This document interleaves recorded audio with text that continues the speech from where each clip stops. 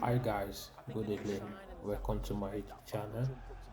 I used to analyze football games and I'll be analyzing Manchester United versus Wolves.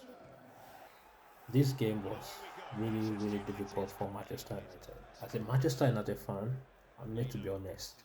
Mayu did not play to my expectation. We struggled in the midfield. In the striking, we are really poor.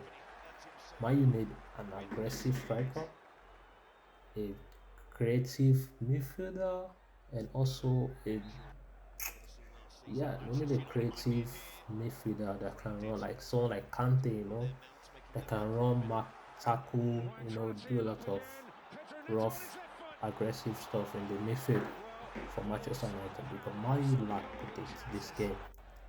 Wolf controlled the midfield. This was Manchester United third goal. This was luckiest we had. This was the chances we created, and it was really uh chance we used to score. It was the only chance we created, and this is the chance we used to score. Why did you create any chances in the front at all? We didn't have any shot on target, no shot on target. Now you have to improve in the next game.